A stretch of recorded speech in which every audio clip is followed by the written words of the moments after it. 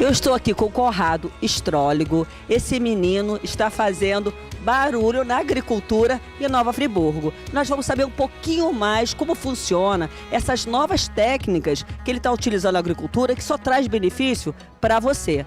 Tudo bom, Conrado? Tudo bem, Jesus, tudo certinho. Prazer aqui estar participando do programa. Conrado, me diz um pouquinho, vamos começar, o que é a Friburgo Orgânica? Friburgo Orgânica é um projeto que foi iniciado em 2015, né? Na qual a gente tem o foco na recuperação de solos e produção de alimentos essencialmente orgânicos, né? Através das técnicas da agrofloresta, né? Que são técnicas milenares de uso do solo, mas que, infelizmente, principalmente nos últimos 100 anos, né? Foram deixadas de lado pela agricultura mecanizada, a agricultura do veneno, né? Então é um resgate cultural com técnicas cada vez mais científicas mesmo de uso e recuperação do solo. O alimento que sai desse plantio, enfim, dessa terra, né, preparada de acordo com você está falando aí com essas técnicas antigas, mas que estão voltando, qual é o benefício, qual é a diferença desse alimento, desse produto para outro alimento qualquer? Bom, assim, para início de conversa, né, 95% do alimento que a gente encontra no mercado aí é alimento que contém traços de agroquímicos, né, de venenos, né. A agricultura convencional, como ela é chamada, agricultura de uso de veneno, que é uma agricultura importada, né, para o Brasil, principalmente depois da década de 40, 50, é uma agricultura que ela briga com a natureza, né? Então aparece lá o grilo, aparece lá a joaninha e é pulverizado o agrotóxico para que essa chamada praga, né, seja retirada do sistema, né?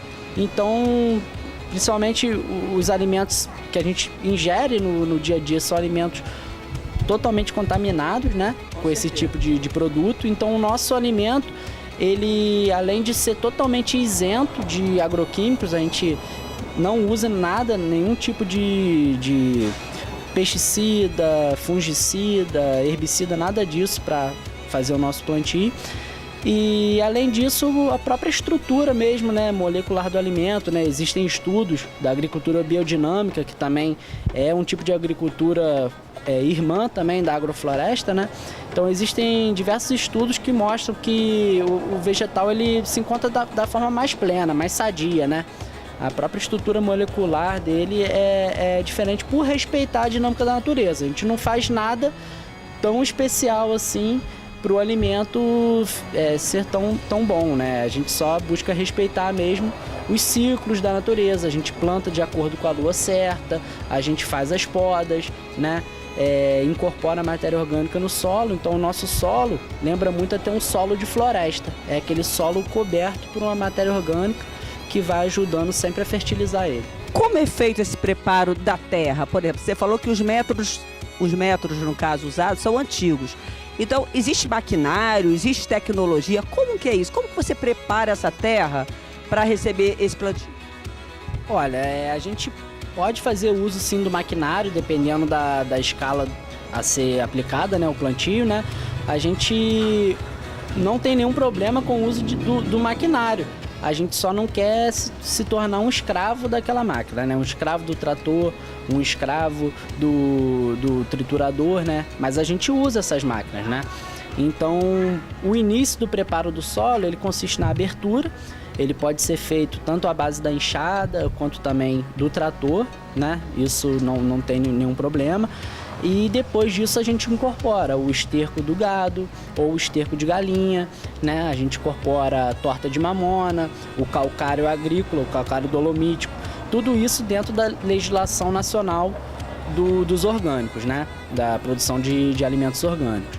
E aí a gente dá esse input inicial, né, de nitrogênio, né, de fósforo, Prepara a terra mesmo. Isso, a gente prepara um solo morto, né? A gente gosta muito de trabalhar em solos mesmo altamente degradados, assim, solos expostos, aquele solo, aquela terra amarela, sabe? Que você vê que não dá tem nada, né? Não dá nada, então a gente gosta de trabalhar essa terra para mostrar que é possível fazer um trabalho de recuperação de solo. associado ao reflorestamento.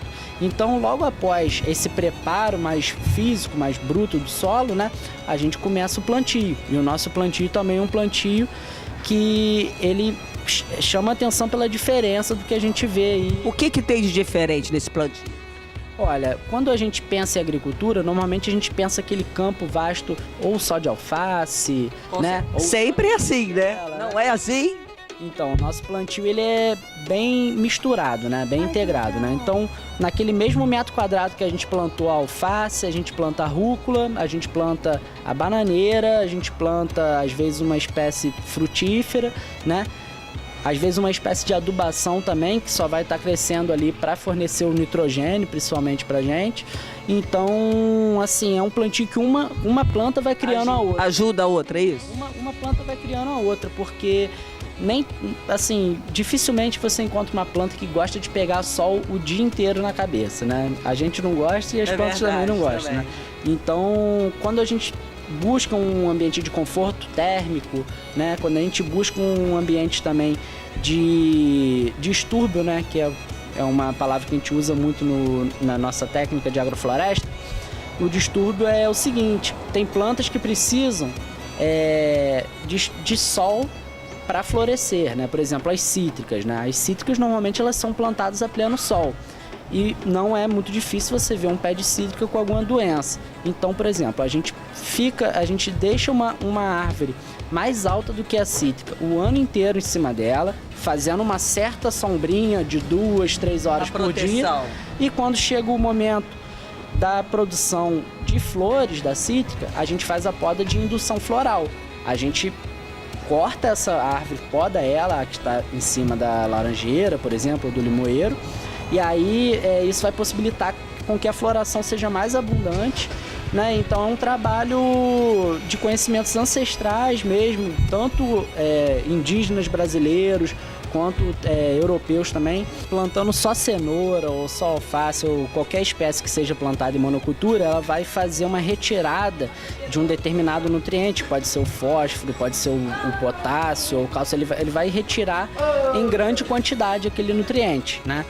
Quando a gente faz esse plantio biodiverso, além de cada espécie fazer uma retirada mais controlada dos nutrientes, elas também ajudam a repor. Então a gente vai plantar espécies, as leguminosas, por exemplo, né, que fazem o retorno do nitrogênio para o solo, né?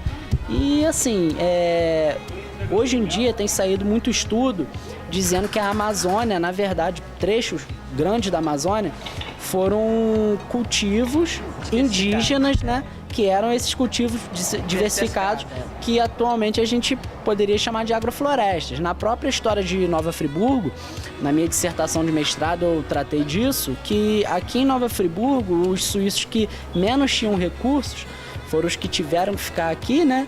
Os que tinham mais recursos acabaram migrando para as cidades aqui do entorno, Cantagalo, Cordeiro, para poder trabalhar com café. Os que ficaram aqui eram muito pobres e acabaram fazendo pequenas roças dessas de policultivos, né? Roças misturadas, e isso que garantiu também a sobrevivência dessas famílias, né? Assim, a nossa cidade é uma cidade que ainda contém aspectos muito rurais, né? A gente basta dar uma volta de meia hora aqui, 20 minutos pelo centro, que a gente vê pequenos quintais produtivos. E realmente eles têm uma produtividade muito interessante. Como eu digo, cada vez mais existem estudos que comprovam mesmo, até mesmo a produção por hectare desse tipo de cultivo é até superior à da monocultura. Eu vejo que hoje tem uma procura muito grande em prol da saúde, né? As pessoas estão buscando informação de comer melhor, se alimentar bem, enfim, malhar, caminhar, praticar exercício. E a alimentação, eu vejo que em Friburgo isso vem crescendo, né? Essa preocupação em ter produtos melhores. Me diz uma coisa, a Friburgo Orgânica, além de preparar a terra, o plantio de quem quer que venha contratar vocês também produzem, você tem uma produção já de alimentos, como que a gente faz para conhecer o produto de vocês, chegar até o produto de vocês?